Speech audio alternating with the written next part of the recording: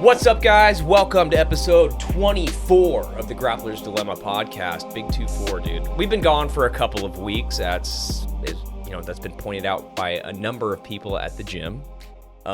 Work's been busy. Also, this kind of becomes a slog when once it starts to feel like work. I'm like, I need to take a little bit of a step back in order to kind of like, I don't know, shift my focus on figuring out what I want to do with this podcast. So with that said, today's going to be a little bit different because I want this to be almost like a part one in a series of going through some questions, not necessarily strictly jiu-jitsu, but more directed at martial arts and self-defense on the whole. And it's kind of the idea. I started reading this book called The Little Black Book of Violence, which is really... That's a pretty slick title for sure. And it was written by two karate guys, but they're both from Seattle, and I found it at a half-price book. So I was like, I got to pick this up and like give it a read. And it is probably the most comprehensive self-defense literature I've ever gone through. Like from beginning to end, there's just the way that they break all this stuff down. It's all... they go through like different topics. They have like sections on techniques and ways to keep yourself safe. I just found it to be very, very engaging from beginning to end. So that's kind of what we're going to be talking about over the next few weeks, is just kind of going into some of the topics that are brought up in this. So a lot of the stuff that I'm going to be presenting is going to be not really my own. I didn't generate a lot of this information. I'm just re-presenting it to you guys. So yeah, but I forgot what I should say is I'm sitting here with Justin Jaena. He is a one-stripe white belt from Gig Harbor MMA, but also an ex-strip mall karate guy, right? I think that's fair to say. Fair to say a little. He's. I mean, you have said kind of McDojo-y, but I don't know, dude. I feel like you can still pull stuff away by training that stuff. I did pull a good amount of it. So it's not actually karate. It was Kong Nu. Oh. And the base of that was karate, but they incorporated other styles in there. We did throws. Well, karate has throws. Sure. We did, kickboxing. Is it Korean? No, it's Vietnamese. It's Vietnamese. Yeah. Okay. Vietnamese. So, it definitely helped me out my balance, my athleticism, knowing how to throw strikes correctly. Sure. So that was all very helpful. And we did do sparring, but it was more of in the point sparring style. What differentiated it from karate other than just the name? Well, I wouldn't know. I've never taken fair karate. Enough. Yeah. That's a fair point. But was there cultural components to it that were like, I don't even know. It was very karate-ish, okay. the gi, the bowing, that sort of thing, okay. The belts. Yes. So it was very much in the traditional martial arts style. How old were you? Oh, I was young. I did that until I hit middle school, and I was like, I'm going to do wrestling instead. That's cool. Right. I forgot you wrestled. How long did you wrestle for? I wrestled for 3 years. Okay. Dude, 3 years is a good amount of time to have a decent understanding of grappling. Yeah. So that was pretty good. But I mean, it was a long time ago, and it wasn't really close enough to help with my current jiu-jitsu. Fair enough. Because, I've lost the athleticism and... Well, you used to play football and stuff too, right? Yeah, I did. Yeah. I played football through high school. Yeah. So. I know. I've seen the pictures of you online, dude. Oh, yeah? Yeah. Heavy. So looking like a stud? Well, I mean, Justin's a high-calorie grappler. Heavyweight. But, dude, some of the pictures, you're like shredded, which was kind of a shock. I'm like, dude, Justin had a six-pack. I've never had a six-pack in my entire life, so that was in college. I was really into bodybuilding, fitness. Gotcha. Perhaps obsessively so. Yeah. Yeah, and that kind of dropped off when I went to law school because, I couldn't do those 2-hour workouts and stay up to read for 4 hours. Gotcha. Which I had to do. I was wondering how long it was going to take before you plugged the fact that you went to law school. Not just, up to Pepperdine, right? Yeah. When I told my mom that, dude, she was so, Like, Okay. yeah, I didn't even know what it was. I was like, I Yeah. didn't understand that it was like actually a prestigious school to be talking about. But Well, it's not Ivy League, but it's pretty I good. mean, dude, You it's know. good. Oh, Yeah. I've been telling everyone it's Yeah. Ivy League, so I've been Oh, okay. messing that up. All right, well, it's not Ivy League. Yeah, copy that. I Well, wish. anybody that has heard me say that, Yeah. then I'm sorry, I misrepresented Yeah. what the school that Justin actually went to. But yeah, it's kind of funny, like the way you and I met. So I just want to do, just to kick this off before we like get into the meat of it. I just want to talk a little bit about how you got into jiu-jitsu, because I think that's a really fascinating thing. A lot of people have similar stories on like how they found the art, but there's always some type of like personal component to it. So I think that it's, how often do people have an opportunity to share like, how they found the art? And I think it's kind of a fun talking point, because the first time I met you, I think was in a striking class at the old location for Gig Harbor MMA, and it felt like you were networking, because What? dude, I felt like I got cornered by a stranger, but it was like, oh, he's Filipino, and then it was like, the walls went down, and we started chit chatting. Well, as I recall, like you're the one who asked for my number and said, "Hey, let's hang out." That's true. So, well, okay, but you had moved here, right? Yes, You had recently yeah. moved here. That's right. I was taking pity, and now like you're one of my best friends in the gym. So I guess it all worked out. Yeah. I guess it all worked out. But I don't think I wouldn't be able to rehash how you got into jiu-jitsu and how you found it, because you hadn't been training martial arts. Like karate, like you said, was when you were younger. You did wrestling in like middle school and stuff. Yeah. So what brought you back into, I don't know, training at an MMA gym? I guess, let me talk about my background, I guess, what I'm doing here on this podcast. Sure. So, as I mentioned and we just talked about, I'm an attorney. I do civil litigation, private practice, specializing in real estate, commercial, and business matters. And so I'm not really here, given my one stripe white belt, I'm not really here to offer any substantive knowledge on martial arts or jiu-jitsu, but given my background, I am good at investigating and asking questions, and that's what I'm going to do here for the audience. And in fact, I like to think I'm going to represent them here to make sure that you're not going to feed them any nonsense. Sure. I feel like my worldview is going to be shaken to its core, and I'm going to walk away questioning how I feel about martial arts. Where I'm like, dude, why am I doing this? Yeah. But it's interesting. I watched your podcast with Preston, and it seemed like he got into jiu-jitsu because he was in a bad place. Mm-hmm. I don't know what. I got into jiu-jitsu because I was in a really good place. Oh, interesting. Right. So I moved out of Seattle, 1-bedroom apartment with my wife, came out here, bought a nice piece of land with 2.5 acres, and I'm out in the Key Peninsula, and work was going well, right? Baby on the way. Yeah. Career was locked down. I'm thinking, okay, what's the next thing I can conquer? What's something good? I need a new hobby. Yeah. Now that I'm out here, pandemic's over, I can do something now. And you don't hear that very often. I feel Yeah. like Preston's story is way more commonplace, where it was like, dude, I was just in a bad place in life, and I needed something. I heard about jiu-jitsu and got in. You're like, no, I was living like Leave It to Beaver, and then exactly. everything was working out, and I was like, I'm gonna learn how to fight too. Yeah, I mean, I don't mean to boast, but that's how I got into it. And I was thinking, okay, so what's a hobby I could pick out? I want to get back into working out, but I don't just want to work out. I want to learn a skill. Sure. And what's cool? So I had some family saying, "Oh, you should do golf, man. You can do golf. It's good for your career. You can network." And you're like, lawyer. Yeah, and I was like, no, I still got some juice in me. Yeah. I don't need to relegate myself Dude, to I like that. golf. So I was like, well, I've always been interested in learning how to fight. I think that's a skill that people should have. Sure. Especially if you're a man. Yes. And I like aggression, competitiveness. I always have. That's why I'm in the profession I'm in. I did very aggressive sports growing up: rugby, football, wrestling. Yep. And so I was like, okay, I'll do this. Yeah. And I just knew at the time jiu-jitsu seemed to be, I guess, the meta in the martial arts. Heck yeah, dude. The cool thing. Like, this is what you need to learn to get good. It's gonna become the new karate. But I wanted to learn, general MMA, like all around fighting. Yeah. And I looked up Gig Harbor MMA, and it's like, okay, we got the jiu-jitsu classes, we got striking classes. And I was actually more into the striking classes more. I hated jujitsu, dude. Really? I absolutely hated it. Okay, so how long Yeah. did you do just the striking classes before you attended? No, I did them all. Oh, you did? Yeah. You just hate it. I just hated being at jiu-jitsu You class. just Like, begrudgingly this went. sucks. Yeah. I don't like grappling with sweaty men. Sure. You know, this is terrible.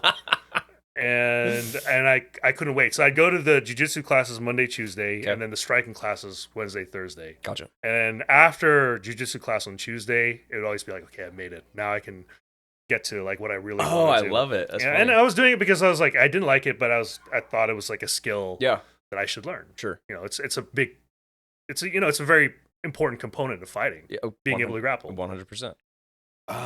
And as you know, I had a baby, right? Yep. And I took like a year off. I just didn't come back. I could have came back earlier, but I was like, oh man, the thought of doing a whole class, like I'm gonna die in Yeah, there. dude, it became kind of a joke. Like, Yeah. why is Justin still part of the group text? Like, he Yeah. hasn't been here in so long. Yeah. It's so funny to me. Yeah, but I did come back, and for some reason, I got that first stripe, and I was like, I'm a jujitsu guy now. Dude. Like, I really like this. Yeah, there's- Something switched. There's something Yeah. about the marketing of doing stripes and belts, dude. Yeah, Like, people I coming guess. back. I think there's Yeah. something to it, and I think that's Yeah. why like stripes, especially Yeah. at least at white belt, is such a good thing. I know some academies don't do stripes at all, and I understand Really? not doing them at the higher belts. But I think when you're a white belt, that's important to give like there's a Yeah. carrot in the end of the stick, and you're seeing this representation of your progression that's beyond just Yeah. how your perception is of you on the mat. Yeah, I don't know what it was. I mean, you know, do the belts really matter, right? Of course, really I'm there to get the skill. Mhm. Like if I stayed a white belt but eventually had the skill of a black belt, like that's fine with me. Yeah. But yeah, something did just switch when I got those stripes. Like, oh, Oh, dude, I love I'm that. actually progressing. Yeah, in I love this. that. Like I'm getting better, and And I will say Yeah.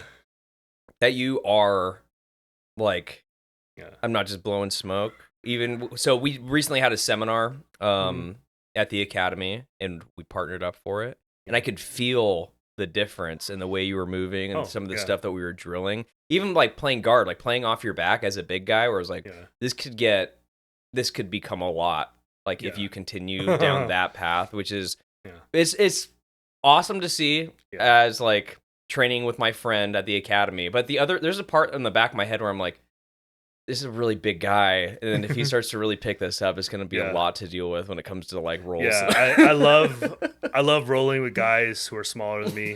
That's really great. I'm about 264 pounds right Yep. now. I'm trying to get down to 240. Yeah, But I love using my size. I don't like playing guard, sure. probably because I'm not really good at it, and maybe the wrestling mentality. I like being Yeah. on top. Yeah, I like using my weight on people. Sure. So Yeah, no, I Yeah. think that does make sense. yeah, Yeah, it's just kind of funny that there was that switch flip, because I begrudgingly go to striking classes. It's like Yeah. totally the opposite for me. Like I haven't been to striking classes in months. now. Well, I I'm all recognize about that this- yeah. striking is an important skill Yeah. to learn, like you're talking about grappling, but I hate doing it. But I still, Yeah. it's like, it's just knowing that it's important is the only reason that I choose to like Yeah. participate. That's how I felt with jiu-jitsu. Dude, I love Pretty that much, though. yeah. I love But that. now I'm a jiu-jitsu guy. Have you Yeah. tried getting any of your like loved ones or any other buddies into jiu-jitsu? Do you talk about it at work, like or at all? Yeah, I definitely do. You know, I like to brag, like, yeah, I do jujitsu. Hell yeah, dude. You know, if I'm talking to people outside of jujitsu, I try to find a way to insert the fact that I jujitsu Dude, in every conversation. That's what we all do. And then when I'm outside the work context, I try to insert the fact that I'm an attorney in every conversation.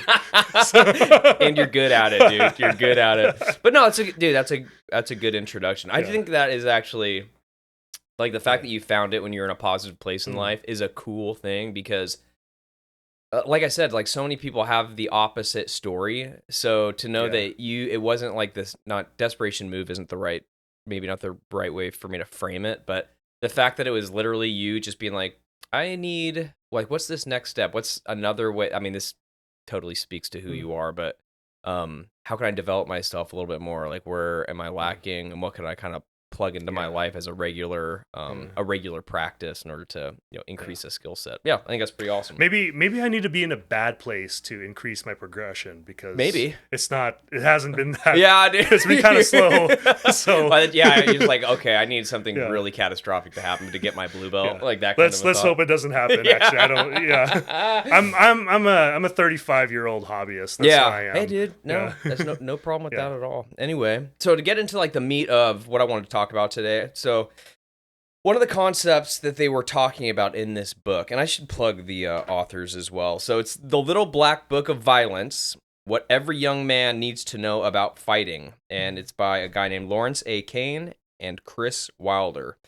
I can't recommend this book enough, and if you go to like online to buy it, it's probably like $12 or something like that. But the information, this is like one of those kind of like encyclopedia style books that you should just have around all the time, especially if you're a martial artist. And this, I've almost treated it like not a devotional, but something akin to that, where it's like I'll just flip through it, find a chapter, and like refresh my ideas on certain concepts that I haven't really studied in a while, or just as a way to get me thinking, right? Where I'm like, I'll read through a section of it, whether it's 3 or 4 pages, and then I'll take kind of what I was reading about there and then try to extrapolate on that throughout my day, like just thinking through a lot of those ideas.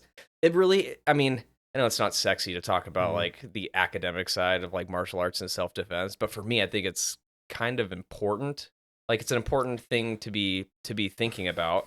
And one of the reasons I think that's this totally feeds into the first topic, which is like, what is one of the fundamental ideas of why we should be training, and like what are we pursuing when it comes to studying things like combative self-defense martial arts. And one of the ideas that got brought up in this book is the idea of developing yourself so that when you are thrust into some type of encounter, right? Not necessarily a violent encounter. We'll just say some type of conflict, whether verbal, threatening or physical. encounter.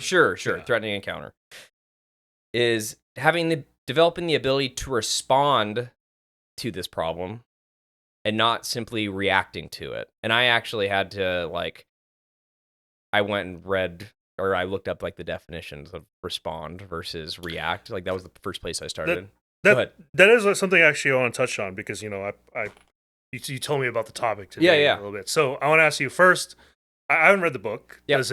Does it present data of different violent encounters happening? Yeah, a lot of statistics. Yeah. And obviously some of them are dated, but all of this, I mean, whether it's the like crime reports in the FBI or whatever, sometimes it's like self-reported stuff, like different surveys and that sort of thing. When was that published?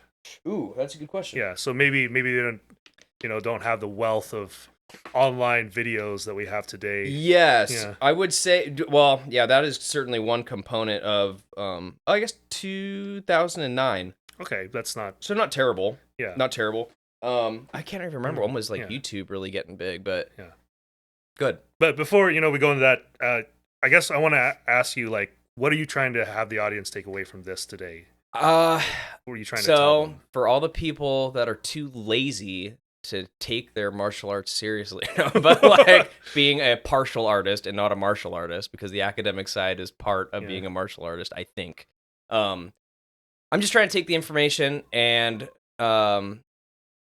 present it in a way that they will be even if they're not like thinking about this in some type of profound way or deeply analyzing the information, at least they've come across it. So at any point they can kind of go back and revisit it or walk away after, I guess I want them to walk away from each one of these episodes in this series that I kind of have I'm working on fleshing out in my head, feeling like they have been given information that they didn't have before. Okay.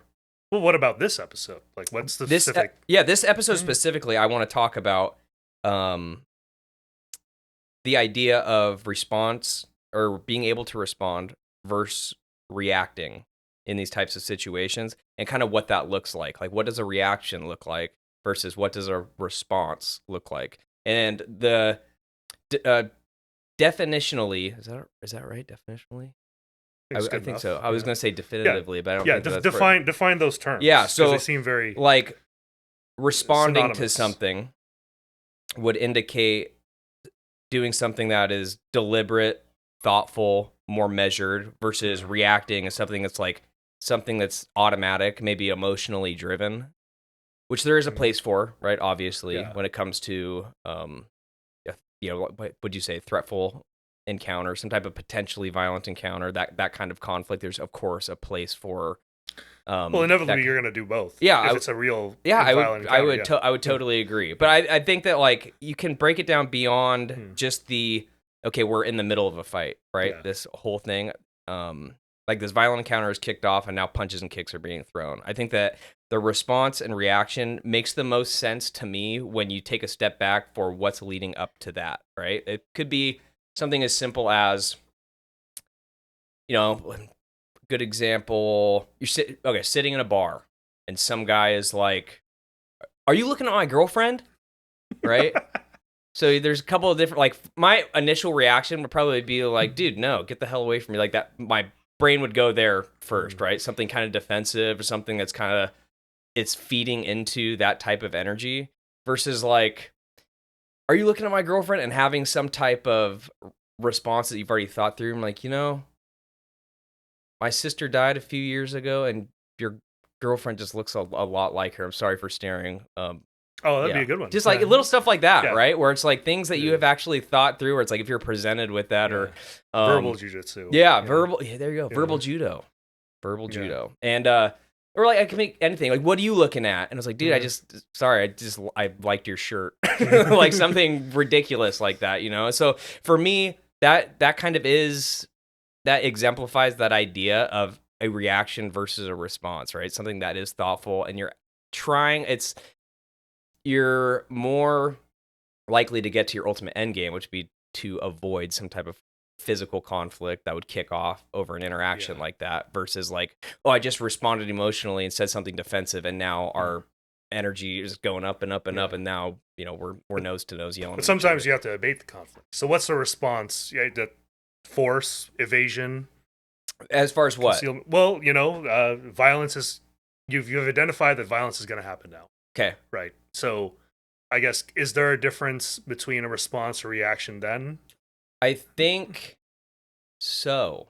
And then, right, you kind of start going into the minutia of things where you start to wonder, like, okay, well, what am I willing to put up with? And so, and this is kind of a tough one for me to think about, right? Because I think about things like, okay, if someone's like yelling at me, okay, words, they're calling me names or something like that. Is that worthy of a response? Okay, now their fists are balled up. They look like they're trying to intimidate me. Is this worthy of me kicking off physically here?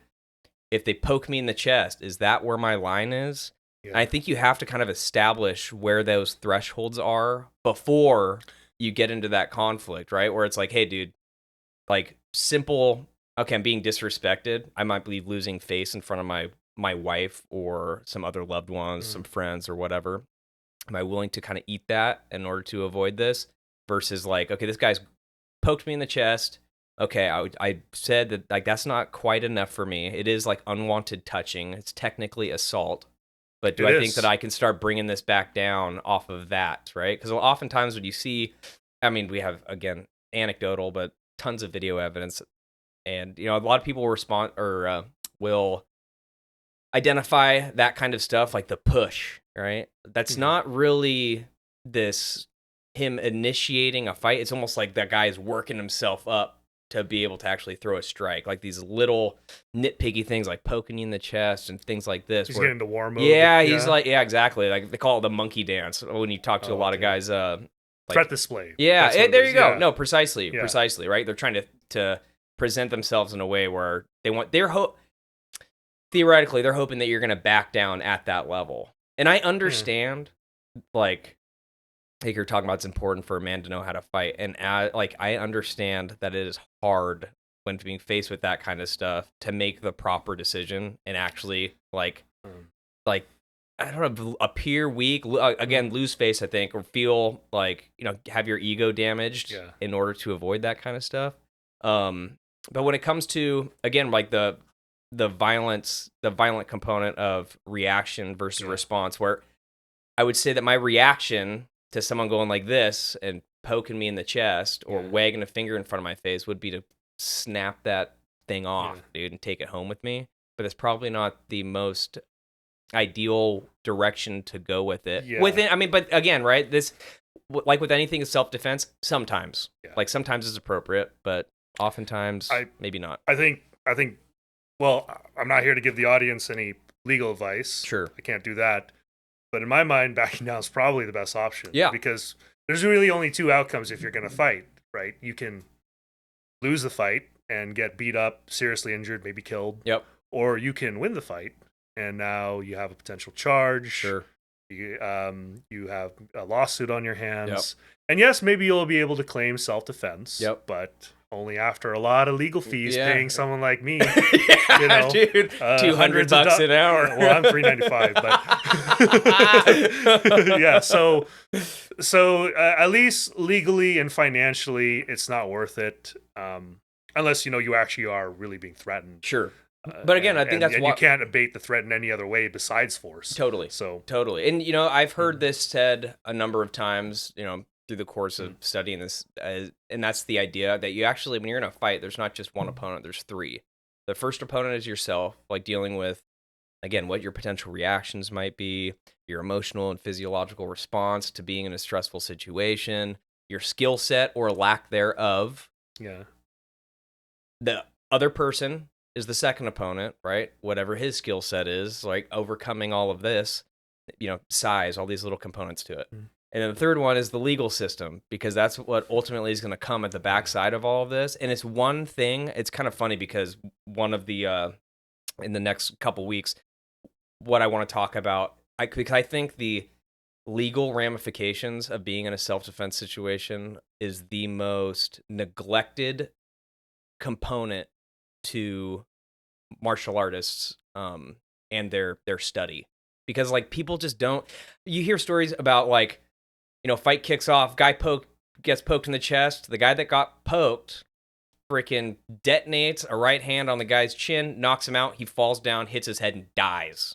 And it's like he just poked you in the chest, and you chose to take off on him in the middle of a parking lot. And it's like, well, he poked me in the chest, like he initiated this. But dude, it does not. And you're also being judged by people who aren't like studied martial artists or self-defense people. So all they see is like, well, you escalated it because all he did was take his index finger and poke it into your chest, and then you full on cold cock this guy, and he hit the deck, and now he's dead. So I don't know. I think that'd be a good topic. Yeah, I mean, there's a lot there. Yeah. So you can have a DA who wants a notch in their belt to put away a murderer. Sure. And you have the potential jury who, laymen, like you said, they don't really know what's going on. They can be swayed one way or another given their whatever ideologies they ascribe to. So now, and then you're paying legal fees to an attorney to defend you, and you have the unknown outcome of a trial. So, and now the DA is presenting you with a plea deal or something like that. You're like, oh, geez, like, yeah, it's self-defense, but I don't want to risk it. Maybe I just take this. Now you got a criminal record. Maybe you do some time. So yeah, I would say it is very much both civil and criminal liability to get into a fight. It really is. And like when you think about a lot of again, because it's not sexy to think about, what's the law like on this, right? People are thinking, I think it is. Well, for sure. But like when you hear people talk about things like, well, it's better to be, what do they say? Like tried by 12 than carried by 6, kind of like that mentality. Yeah, sure. It's still going to be sucked. Now you're going to get tried by 12 and you're going to prison for 20 years. It's like you can't, the little like, what's the word I'm looking for here? Little heuristics like that they're kind of useless. I understand like directionally, I understand what you're getting at. But for me, when people spout off things like that, it just shows a lack of foresight and a lack of study with where this stuff can really go. And so that's why, again, getting back to what we were talking about initially, why I think it's important to think about all of these things and where those barriers are, where those boundaries are for you before the thing even occurs, right? So One thing that, because a lot of the, and you were talking about videos and stuff. Yeah. I remember in the police department, we watched this video, and it was kind of it was trying to exemplify like gang culture. And so the video is a CCTV footage of two gang members from different gangs walking by each other on the sidewalk. Guy one, while they're walking by, reaches his hand out and brushes the back of the other guy's hand. The guy that got his hand brushed whips around, and now they're getting face to face with one another. They're arguing. He pushes the guy. The guy steps back up and produces a handgun. And the handgun is produced, literally aiming at the guy who, just got his hand brushed, who turned around to argue with him. And instead of like fighting, the dude just stands up to get closer into his face, right? Like this machismo, like who's backing down kind of a thing. And then, of course, what happens is clack, clack, clack. Guy gets shot and killed.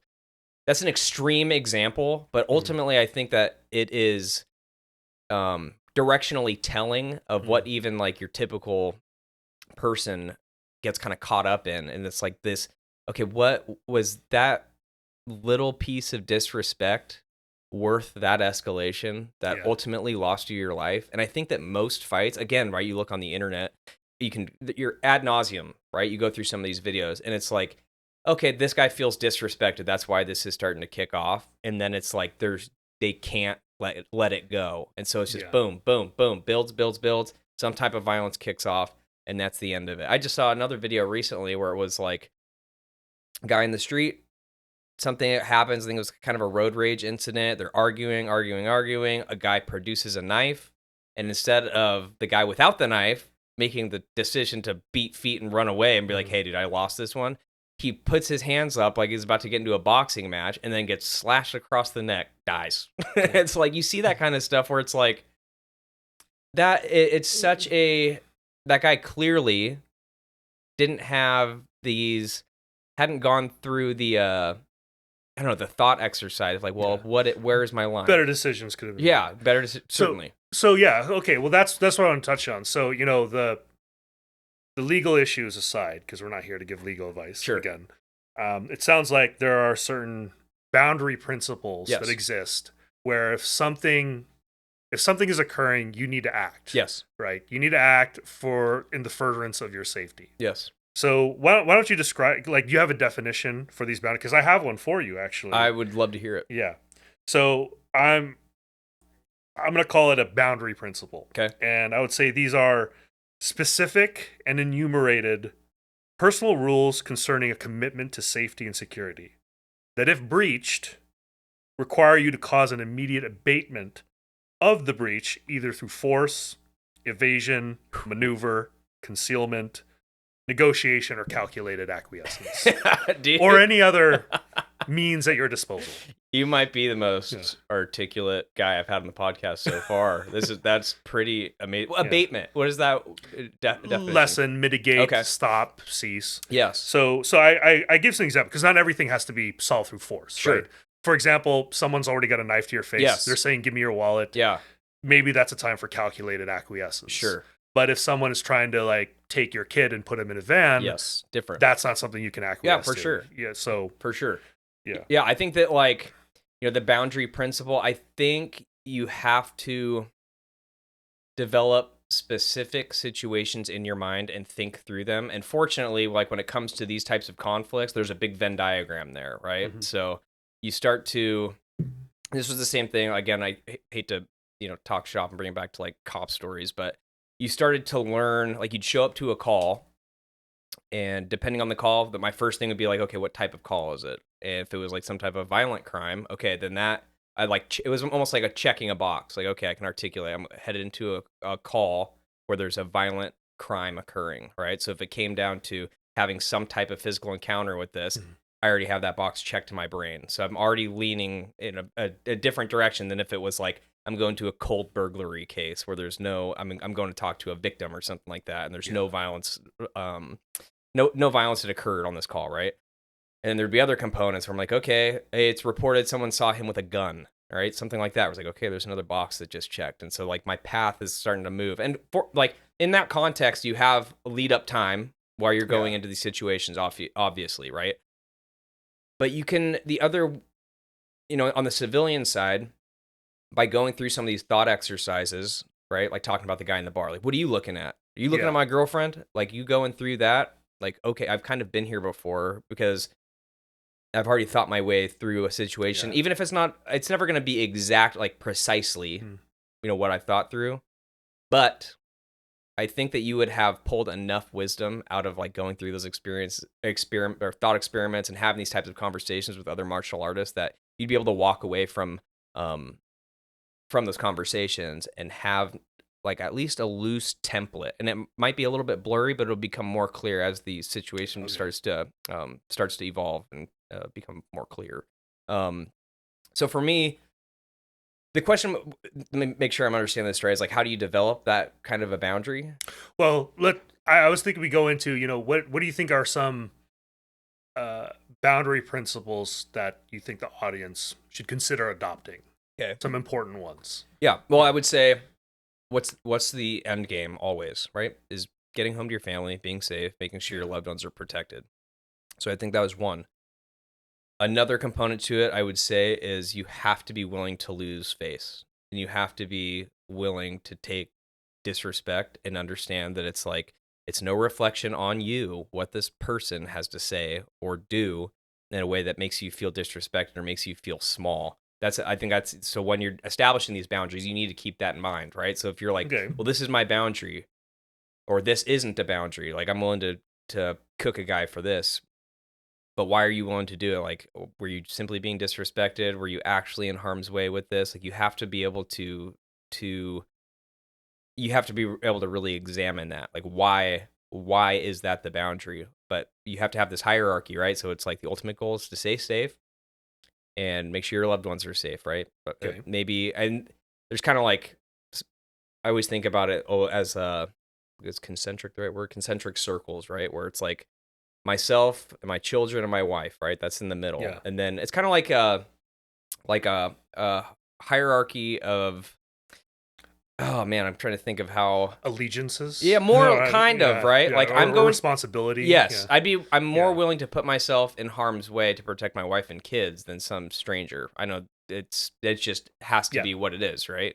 And a friend who, it just, there has to be a hierarchy of who you are willing, again, to put yourself in harm's way for. So that's another thing that you kind of need to establish, right? Are you gonna, so you see a verbal argument kicking off in a parking lot and it's between two dudes, are you gonna step in there? Like, probably not. What if it's a man and a woman? Okay, well, it's a little bit of a different context. Okay, what if it's a man and a child at a playground or something like that? It's like, okay, well, you have to think through some of this stuff, right? There's definitely a place for defending the stranger, defending the weak. But I guess we're not going to go into that right. Yeah, I think we can visit that at some point. Okay, we can certainly visit that at some point. So I would say, like hurt feelings, disrespect. Like, you have to understand, like, your boundary is not set up to protect you from those things, or lack of a boundary is supposed to be like that. You just have to make sure that when you're establishing this stuff, that you have the end game in mind, and that your reason for establishing the boundary or choosing not to establish the boundary is actually done in the aim of meeting that end goal, right? So again, I keep on leaning back to like the disrespect thing and getting your ego bruised, but I think that that's an important thing to think about, because a lot of the situations that you could formulate are going to kind of come down to that, right? Where it's like, is it violence or are your feelings hurt? Is another purpose of a boundary to help you identify that you're actually in a threatening situation? I would say. Well, I think that goes back to like having that response kind of built in, right? Where it's like, you have a boundary. I have a boundary in my brain over X situation. X situation has just presented itself. So now you understand kind of the paradigm that you're in, right? Like you say, I don't know. So like the poking the chest thing, that's an easy one. I have a boundary established in my brain for what I'm willing to put up with in that kind of a situation. Well, maybe that situation kicked off so fast that you didn't even have time to think leading up to that. but you do know you're getting poked in the chest, and you know that you have something that you've already thought your way through at a former time. So you recognize like, okay, I'm kind of in it now, and now I need to start like going through my threat assessment matrix, right? Yeah. Well, because I think, it could be difficult for the regular person to be able to recognize, like, hey, like I actually need to do something now. Yeah. Right. Yeah. I can't wait any longer. Now's the time I need to act. Yeah, I would agree. So, yeah. I would agree. Any other caveats or preambles before we get into specific boundaries, or should we keep the audience waiting more? Should we keep the audience waiting more? No, I think I'm happy to move on. Well, tell us some boundaries that people should set. Well, I'll give you a couple examples of things that I'm not going to necessarily give. Again, this stuff can be really nuanced, and I don't want to try to say that like I am the end all when it comes to establishing these boundaries, but some things to think about, right? Like one boundary might be that nobody touches my family, period, right? Okay. And there's again, right? This is where the nuance comes in. It's like, okay, some dude in a bar makes a pass at your wife and places his hand on her arm. Like, is that enough? Probably not. You know what I mean? If he slaps her ass, is that changing things a little bit? Is it worth you getting into a fist fight in a bar for a guy doing that? That's pretty egregious. That's pretty egregious behavior. You're totally being disrespected. Your wife's being disrespected, and you might like that's a tough one to start like really that's a tough one to analyze. Well, it could be gave her a pat and now it's done. Sure. Right? So if you go and beat him up for it, that's not really self-defense. Well, sure, and it could be like one of these things like, okay, now I've used words like, keep your hands off my wife kind of a thing, and then you kind of enter into a new matrix where it's like, okay, well, what based on his response to that, now where are we going with this? Okay. Or it was one of those drunken things, this guy did this, then he's like, oh my gosh, I didn't realize, I'm sorry. Like, that's a different thing. But you have, again, right? Like when you think through this stuff, and here's another thing that I will say, I've had these conversations with my wife where I'm like, I've been very clear with her. Like there could very well be some type of situation that happens where I'm going to have to kind of play weak because I know that it's the best move.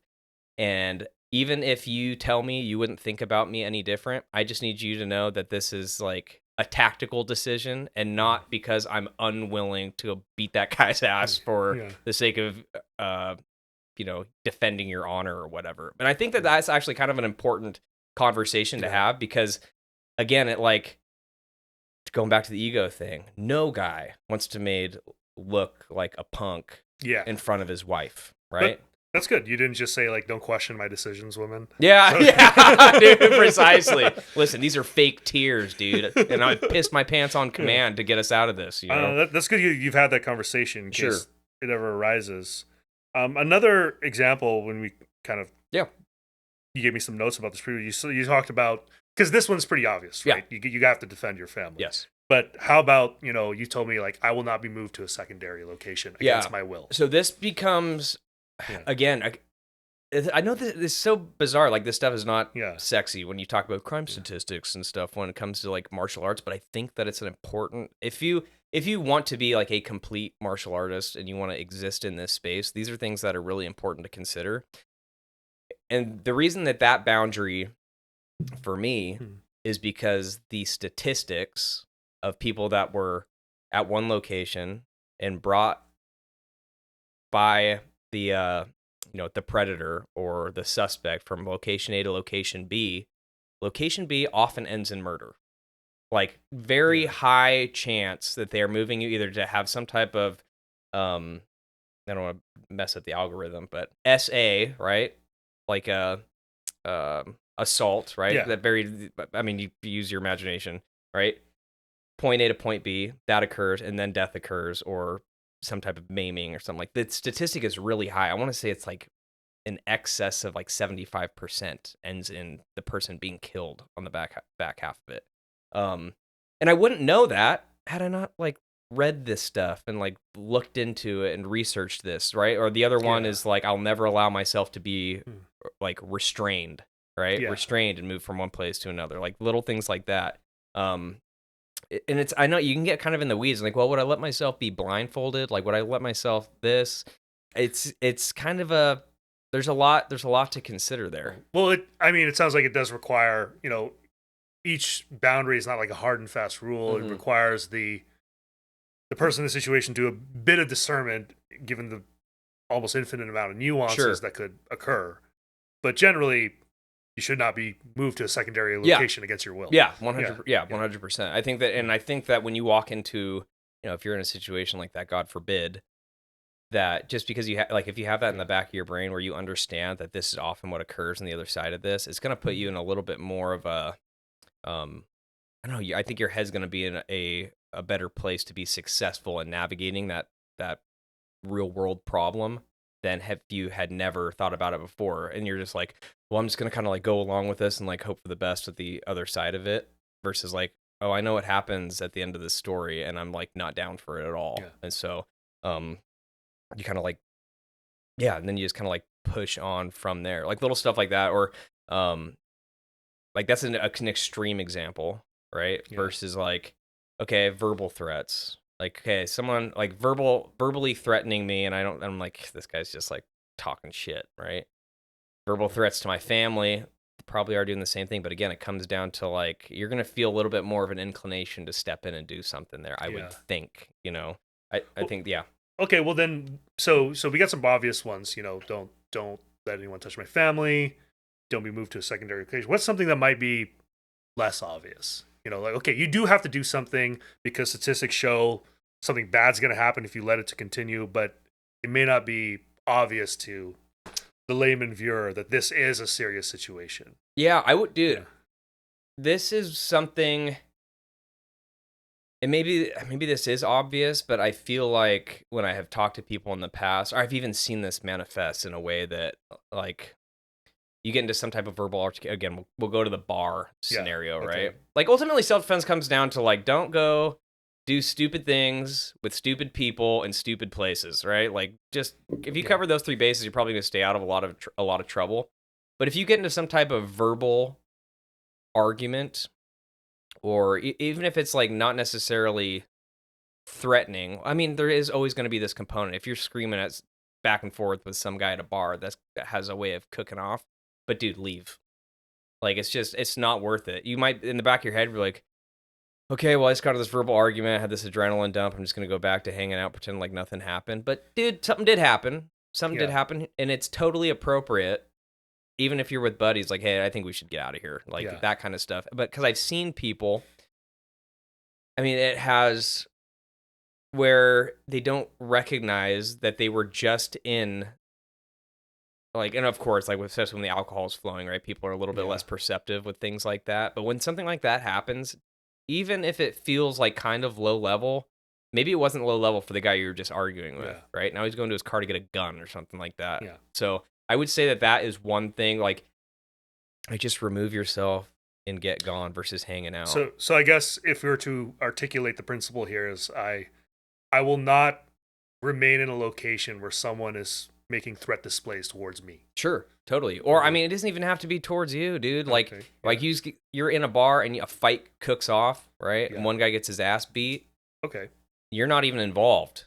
Yeah. Dude, it's time to go. Because that kind of stuff, again, has a way of coming back. And now you have a drunk guy, again, goes to his car, grabs a gun or a knife. And now you have, like, this horrific situation that starts cooking off, where in those 5 minutes it took him to go to his car and come back, you could have just left and moved on and had like a way better night down the road. I think that, like, recognizing that because the argument's over doesn't mean the situation, like, you're not out of the woods yet. So for me, that's just kind of always been something that I don't know, I just heard enough, I've heard enough stories, I've seen enough things. Like, we had one call, again, it was just like this. There was a verbal argument at a bar in the airport. Guy leaves. He's sitting and he's like working himself up. Goes back, fight breaks out, right? It's like little stuff like that where you just don't know. Like, you don't know how these situations could break down. So if you find yourself in a situation like that where it's just always better. Like, what do you have to lose, dude? You're like, pay your tab, get out of there, sort of a deal. I remember, I never finished this case because I ended up leaving that firm, but I was defending a guy for civil liability. Okay. And I was just sitting there thinking, like, how am I going to claim self-defense here? Because Yeah. he went to his car, had the opportunity to leave, and came back with a gun. Yeah. So, and, shots popped off. Now, of course, these are all allegations, Yes. right? This was in the complaint. Sure. Nothing has been proven. But granted, there were a lot of witness statements, and it looked bad. Yes. I don't know what the outcome of that is. Yeah. So. Yeah. I think that like removing yourself from a situation, like, but to answer your question, dude, I think that's one that is kind of not, especially if you're not involved, right? Because everyone wants to see the train wreck. Everyone wants to see the fist fight. I get it. Like, it's awesome. World star, dude. What could be more exciting than being at a restaurant? Put it on your Instagram That's what I'm story, saying, dude. Yeah, it's like it'd be good for the gram. But again, it's just one of those things that you need to recognize that, dude, this could get pretty serious, even if it's not right now. So it's just better that we move on. Okay. Yeah. Do you have any other boundaries you think the audience should consider? I wouldn't say anything specific. This book has, so one of the cool things they did for this book is they literally have an appendix in here. It's like a checklist of like things I'm willing, or how far am I willing to go is what it's titled. And it's, I'm willing to, I am not willing to. And it's like, one might be stolen from. Am I willing to be stolen from? Am I not willing to be stolen from? Obviously, the idea is that, like, am I willing to, like, fight, maim, kill someone over stolen property? That kind of thing, right? That's because that's the far end of that, right? Because obviously, or, like, how far would you be willing to go? Would you be willing to yell at the guy? Would you confront the guy? Like, that kind of stuff. But I'm not going to get into a physical altercation. Or are you willing to be threatened by a stranger? Like, little things like that. So it's just an appendix of checklists. So if some of these things that we're talking about and you're thinking, man, I've never really thought about that. Well, if you go ahead and buy this book, which I don't get any commission for, by the way, there's a checklist of all these questions. And maybe I'll type it up and I'll put it in the description. Probably won't do that. I shouldn't say that, but I think it's just a very helpful tool. Okay, well, here's some that I can think of, like, right off the bat. Okay. And I'll let you evaluate them. Sure. You gave the example of someone poking you in the chest. How about, and of course this requires a lot of nuance and discernment, but I will not let someone invade my personal space. Sure. Yeah, I think that's totally appropriate, right? Yeah. And then my brain goes to, have you seen that clip of Chael Sonnen and Vanderlei Silva? So they're on The Ultimate Fighter, and Vanderlei is kind of taunting Chael, like, "Oh, I can't wait for us to fight," and all this kind of stuff. Then he starts getting closer, and Chael's like, "Whoa, whoa, whoa, I can't let you get close," pushes him away, and then he, like, brings his hands up like this. And that's exactly right, dude, because, like, invasion of personal space is kind of like, that's step one to being assaulted, right? Is this guy being in your space? And I think that kind of a physical response is totally fine, or putting your hand up and, like, keeping this guy away from you in some way, like controlling the shoulder or whatever. I think that all that is totally appropriate. Okay. Yeah. I guess, and you already mentioned it. I think one way to identify a threat is someone says, like, "You wait right there. I got something for you," and they leave. Dude, for sure. And it's like, okay, they might be coming back. Yes. With something. Yeah. That should be a clue. We would call that a clue to get the hell out of there, dude. Yeah. Little stuff. Time to go. Yeah. 100%. Okay. Well, as far as the book goes, is there anything else that you want the audience to take away from this episode? Well, I want to say a couple things. So, okay, the response versus the reaction. Like, how do we develop more of a response-oriented mindset? So I'm just going to go over just a few things. Obviously, training is one of them, especially if you can integrate some type of reality-based training that includes verbal de-escalation. Like, I did, and I know it's silly. I did a lot of mock scenes when I was in the police department. I don't think that's silly. But, I mean, it's uncomfortable because you're acting, right? You're trying to act this thing out. So it's like... That's not silly at all. But okay, well, fair enough. But, like, I think that if you can kind of implement that, even if it's messing around with your buddies, and, like, every once in a while you start, like, taking jabs or whatever, and, like, just play it out a little bit and have these kind of, like, verbal things where you just, like, coming up with quips on the fly, right? Learning how to be how to be quick on your feet and like have verbal responses to certain things that people say, right? Like it could literally be like every once in a while your buddy asks you something like, what the hell are you looking at? And then you just kind of like play that game. If you can do it a little bit more formal, like in your gym, that's always advantageous as well. And you do that, so you set up some type of scenario, like someone has to obviously like proctor it more or less. But then when it's all said and done, you guys can debrief it. Hey, what do you think you did well? What do you think you did poorly? What would you have done? Now that it's all done and we've seen how this all plays out, what would you have gone back to fix? Little things like that.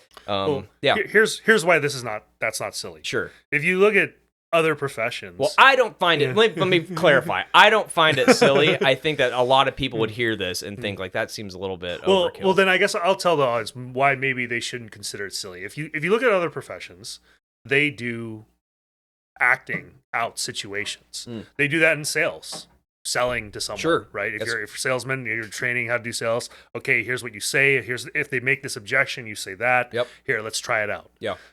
We did that in the legal profession. Sure. Mock trial, mock appellate court, and we did this so that we can achieve our objective in the respective professions to sell something, to win a case, whatever. And that's not as important as defending your life. Sure, so, totally. Why is it okay there but stupid here or silly here? Yeah, I guess it comes down to like what are you willing to do? Because it's uncomfortable, dude. Doing mock scenes is uncomfortable. You're acting with a buddy and all this. You don't want to mess up in front of your peers. Right, like it's different when you. Oh man, he arm barred me. It's like okay, whatever. That happens in jiu-jitsu. But if you're in like this, if you are made to look silly in some type of verbal jousting session, then that can be a little bit more like comes down to like the ego thing. You're like, man, like I look like an idiot, not in that scenario. So training, that is one component of the training. Then obviously the physical skills. I've talked about that kind of stuff on this podcast a million times, right? If you have a certain skill set, you're going to be more comfortable in situations like these, and you also have it to fall back on. So it's like you don't have to. I have to get verbal with this guy, otherwise, if he kind of starts calling my bluff, like I don't want to get to a point where I have to like try to fight, and I don't really know how, right? Thoughtful analysis of, online videos. Stories you're reading in the news. Like, don't just consume that stuff and be like, man, it's a crazy fight. You see that guy get stabbed to death? That's insane, dude. Like, literally watch it and be like, okay, well, what, like, almost like the, NFL analyst or fight analyst or something, right? Like, okay, well, why did this kick off? Well, this guy obviously felt disrespected here. A lot of those videos, like, they don't start till after, right? Where, we don't see the initial thing unless it's on, like, CCTV or something, or hey, it started off because of road rage, and then it escalated into this, right? So, like, when you watch that stuff or you get presented with it just throughout your day-to-day, like, watch it with a different mindset. Like, put yourself in both parties' shoes, right? Like, where I'm like, okay, this guy got victimized and he got, like, blasted in the face with a right hand. What could he have done? Okay, was that called for? Did that guy throw the strike and that was totally justified why he did that? Like, it's good to really it makes it more fun. It makes it more fun to consume that stuff. I would say too, I've seen some of them myself. Right? I'm interested in this, so I think it's important too for the audience to watch these videos and be like, okay, where's the first indication of a threat? Sure. And then see by reading their body language what they're doing, when did this guy decide that he's going to kill that other guy? Sure. How do you know that? Yep. It could be right before the event when he pulls out his gun and starts firing. Yep. But I think a lot of times, there's indicators before that, aren't there? Yes. That you can identify and learn how to identify. Yeah. So. Yeah, I think that if anyone wants like a really good, fun breakdown on this, Icy Mike is a YouTube guy, ex-cop, self-defense guy, owns a gym. He does a video called "Throw the First Punch?" ? Right? And his whole thing was like, well, where does the fight begin? And there's a situation in there where he's like backed up against a wall. He's like, I'm just trying to get to my car. Tries to walk around the guy. The guy steps in front of him. He tries to walk around the other way. The guy steps in front of him. You're fighting. at that point. Like, you're in the midst of a fight. This guy's not letting you go anywhere. It's like, dude, you're backed into a corner, and this guy is stopping your ability to move. Like, you need to be thinking, I'm in a fight right now. And I think that, again, it comes like when you watch videos like that, or watch videos, and you start to like pick up on those little key things, like, oh, he's stopping him from moving, like little stuff like that. You might have seen stuff like that and not even recognize what was occurring. But if you really hone in and focus and try to do a breakdown of what's happening on the video, it can be incredibly educational and helpful. And I think the third thing that I would say is, as far as developing, so the thoughtful analysis, right?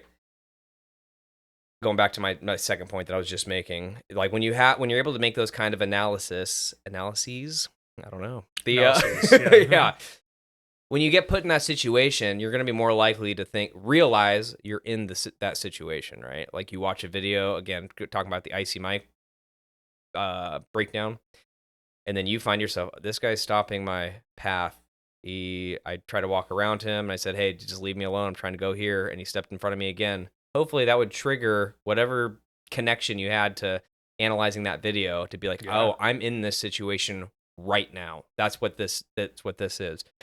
And the third thing I would say, as far as how to develop that response-oriented mind frame, in this, I don't really like this term because it just means everything and nothing, but developing a sense of situational awareness. And so this is a story, and I'm going to talk about, we were walking through the Tacoma Mall, and I remember there's this homeless guy throwing garbage, doing crazy schizo stuff, like just being a crazy person, being a crazy homeless person at the Tacoma Mall, right? Yeah. And I grab my wife, and I go to walk to the other side of, it's like that big, the center part where the middle of the stores are. We're not inside of a store. We're out in the common area. And we moved to the other side, and my wife was like, what are you doing? We were literally walking towards this person. Yeah. I probably saw him 50 yards back, what was going on. And my wife was oblivioso, dude. Like, she had been hit with a Harry Potter spell where she couldn't see the monster in front of her. And it was like, so that's an extreme example, right? This actually happened between you and I. Is that right? Yeah, I remember. So I remember we were at one of the smokers. Yep. Right, and I was watching the fights, and then I suddenly realized there are some guys in some leather jackets. Yep. And I recognized a 3-piece patch. Mm-hmm. That was I used to intern for the LA County DA. Okay.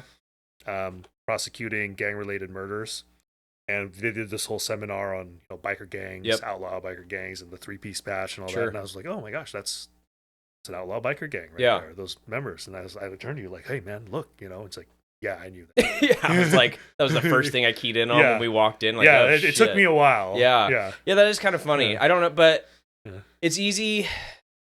Like, when I spent 7 years, I guess, in a profession where it was my job to notice that kind of stuff, right? So that's one component to it. But here's the thing. Anyone can develop that skill set. Anybody can develop that skill set. And it's not being paranoid.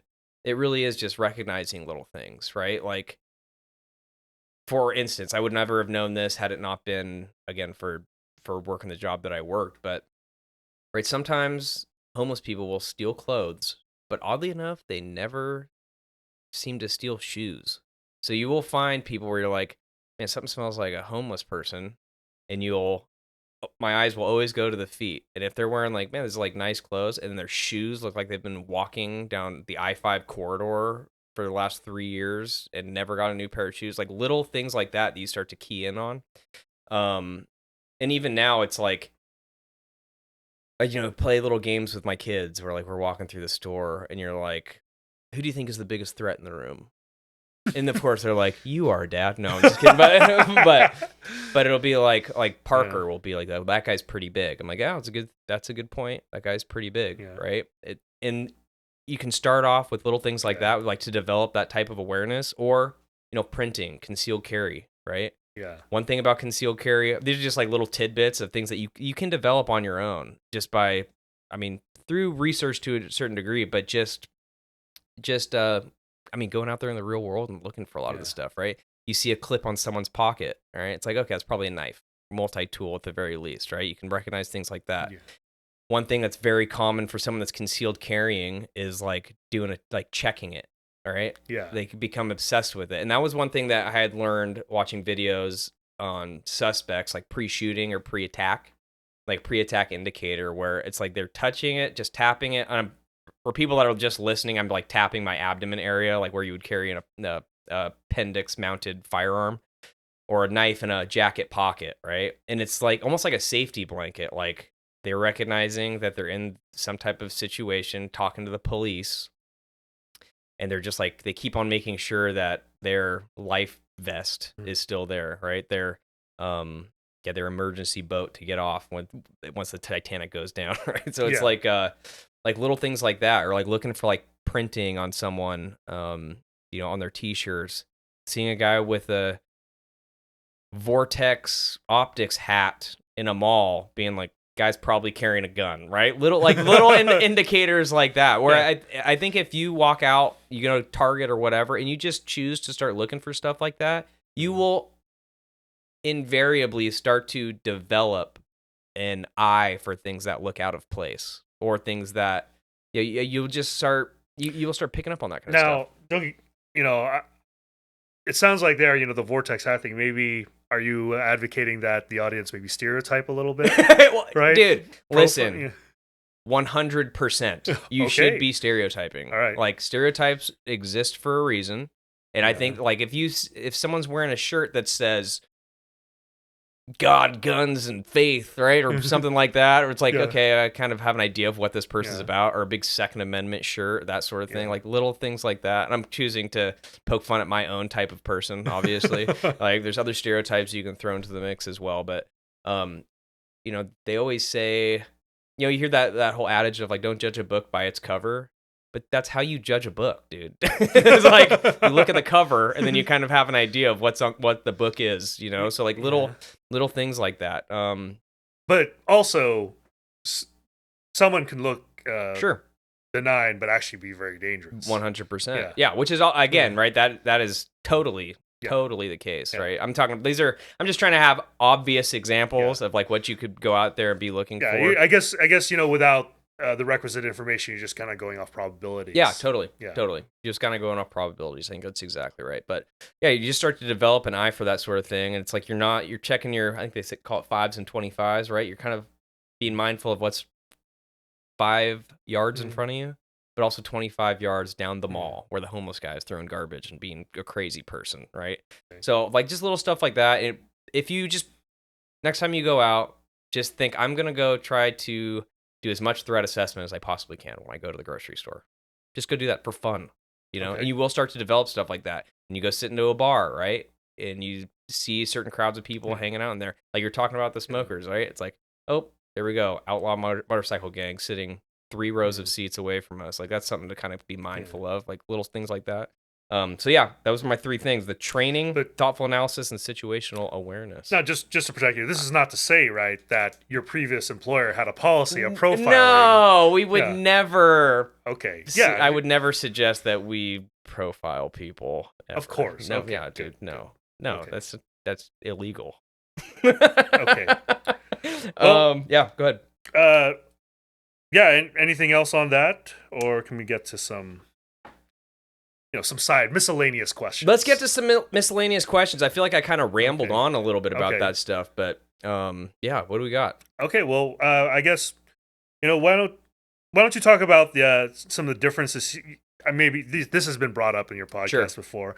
As the audience, I'm probably your biggest fan. Hey, you commented. You're the number one commenter on all my YouTube videos. So 1 of 10, but the best one. Yeah.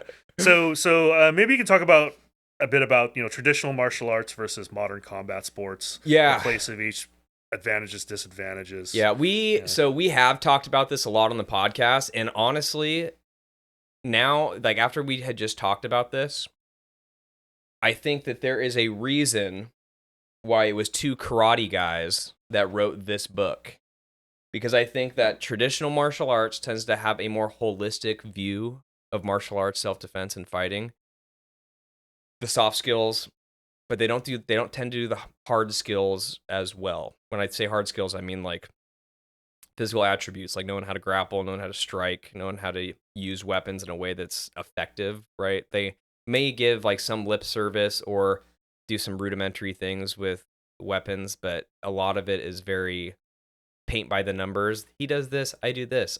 He does this, I do this. Versus like, okay, well, spar live with these rubber knives and just see how any of that works for you, right? So I think that the way that they think about their art is very much different, because even jujitsu, you walk into it having a more of a self-defense oriented mindset. It will eventually devolve into me trying to heel hook a guy, or playing De La Hiva guard, because that's just the nature of the sport. Yeah. But this is the odd thing about thinking about these in the juxtaposition. I think combat sport athletes have more of the prerequisites to be safe in some type of violent encounter. Generally speaking, if it gets to that point, I think traditional guys probably have better prerequisites when it comes to like de-escalating and really thinking, like very mindful. They're very mindful, and they've thought through a lot of the like the situational stuff that I've talked about, because they will talk about them in class, right? Yeah. Like little things like that. Whereas we just don't, like when it comes to MMA, it's like we are here to learn these hard skills. Yeah, class is like, well, you should do this because that doesn't score you as many points. Yeah, for sure. No, for sure. Yeah. So, or something. Oh, but you can't do that because you're a white belt. That's going to be illegal. Yes. Right. Yes. So it's very like competition oriented. Yes. Yeah. But again, like the hard skills, you're going to develop better hard skills in combat sports. It's almost like if I could have it my way, people would start off doing like, which I mean, not everyone is cut out for it, but doing like combat sports, and then you take all those hard skills into a more traditional system where some of the philosophy and intellectual discussion on violent encounters and self-defense is taking place. So when you say like the combat sports martial artists tend to have more prerequisites, what are you talking about? Like physical attributes? Yeah, precisely physical attributes. I think that if you were to throw a guy with 6 months of Dutch kickboxing into a ring with, I would say, most karate black belts, because when I say most, I mean we have 10-year-old black belts. So just statistically, if I said most, that includes that. But I would say if you took the same, everything else being equal, and you gave a guy 6 months to a year of karate, 6 months to a year of Dutch kickboxing, the Dutch kickboxer is going to beat the brakes off karate guy, right? And I would even give the karate guy even maybe 6 years of doing karate, and I still think the guy with 1 year of legitimate kickboxing experience is going to freaking put the boots to strip mall karate guy. No offense to your Kwansu thing. And I think the same with like grappling and jiu-jitsu, right? If you were to take a guy that's doing a year of jiu-jitsu versus a guy who's doing a year of karate, even beyond that, I think that the guy that's been training, doing hard sparring, hard rounds, and they're actually having to make this stuff work versus like, hey, okay, we do this, he grabs me here, I grab him here, I do this, right? Yeah. I think that you have developed your skill set has been developed just based on the modality of training to be more successful should violence occur. Yeah, the problem with that, I mean, not to throw my old dojo under the bus or anything.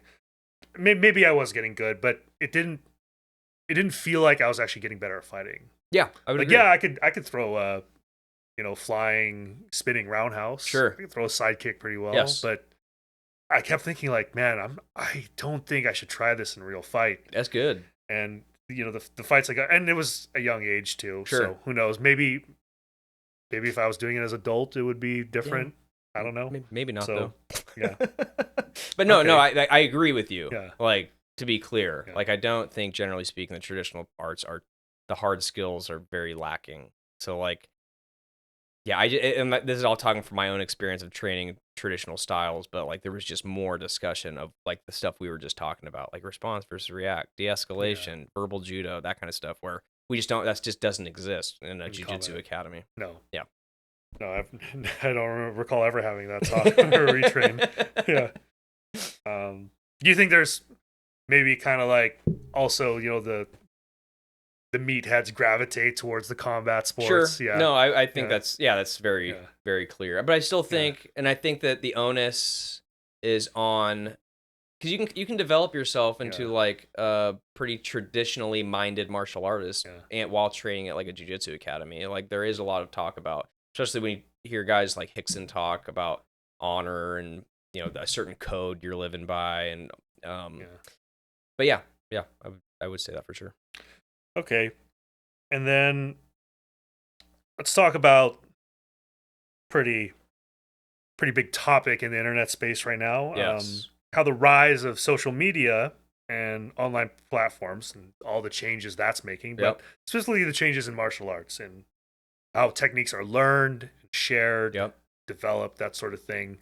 Yeah. Do you have any thoughts on that? Yeah, I think that the internet, there's two components to it, because I love traditional martial arts and I love martial arts lore and movies and secret techniques and stuff like Yeah. that. And I love the idea of, if you want to go learn Kali or some other type of system like that, you have to go find a Kali academy, and you're just out of luck if you don't, Yeah. unless you know someone who can like show you, right? There's something very cool about that type of learning, I guess, or like that type of the community being oriented in that way. But now that we have the internet, dude, there's no such thing as a secret technique.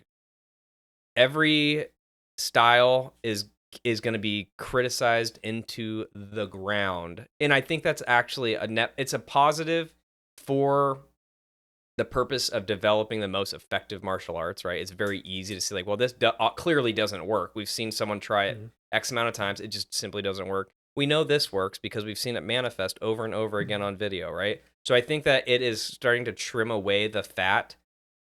Whereas, like, and then so when you're training some of this other stuff, you just have to recognize, okay, when am I training something for the sake of being artistic, right? Like the art and martial art, versus like, am I training something that's going to be real world effective? And so I think that the like social media and the internet has been really good for that. Like really determining what works, dude, and what's effective. And there's no secret techniques.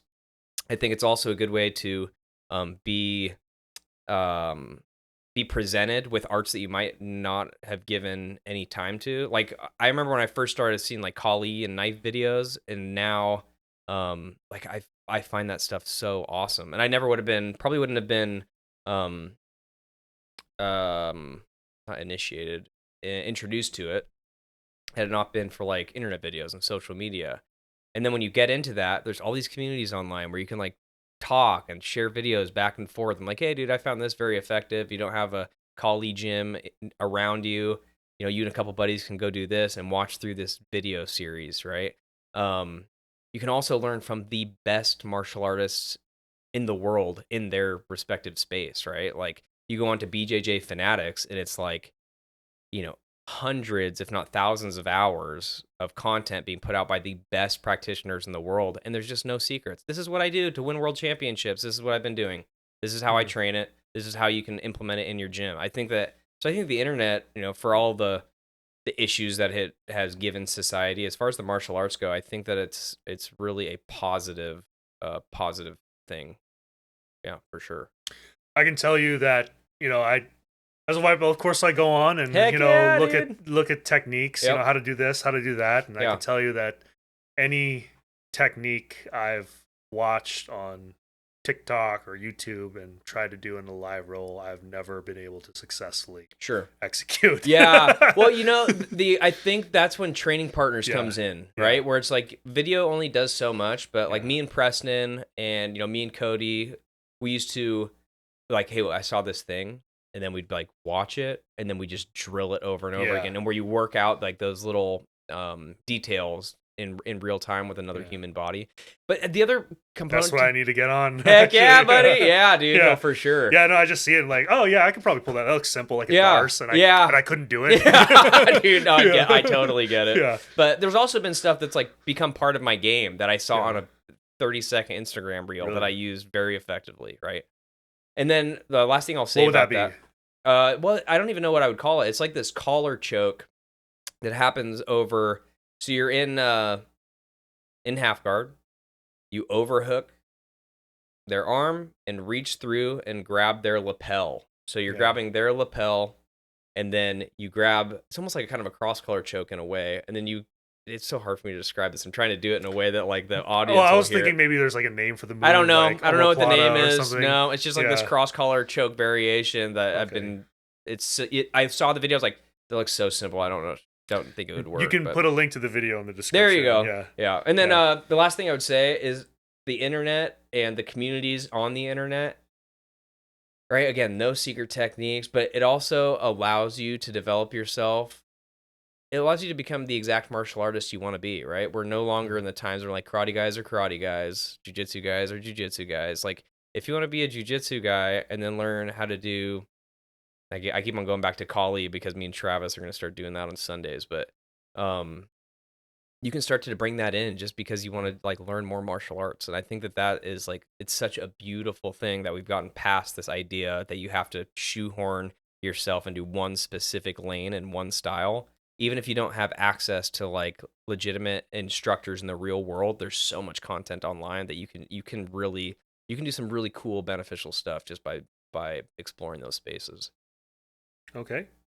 You want to do one more? Yeah, dude, we got about 10 minutes. So this is the now we're gonna get into the philosophical part. Oh boy, here we go. This is the good stuff. So, what role does martial arts philosophy play in shaping ethical decision making and conflict resolution in daily life? And that keeps with the theme of the I would say podcast. I mean, I think me and Matt did an episode where I was saying it was almost like this idea of like if you don't have the capacity, and I would walk this back if I were to be asked specifically about it again, but no, I guess I'll start with that. So I was saying that if you don't have the capacity for violence, then like you're missing, right, that something that's very fundamental in any type of like verbal altercation, right? Some type of crisis kicks off if you don't have like you have a whole tool set that's just non-existent.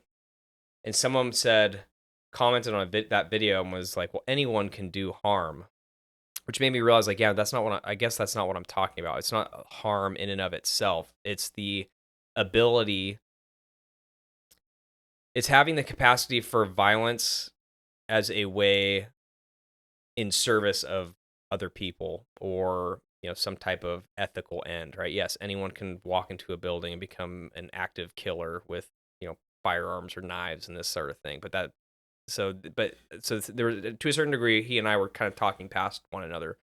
But I really just think that martial arts allows you to be of better service on the day-to-day, because I think it's going to embolden you to be able to step in when it's appropriate and think through, again, like that end game of like developing verbal judo, knowing that you have this ace in the hole, more or less, should things get really out of hand. But hopefully it gives you the confidence to be able to step in and conduct yourself in an ethical way should it kick off.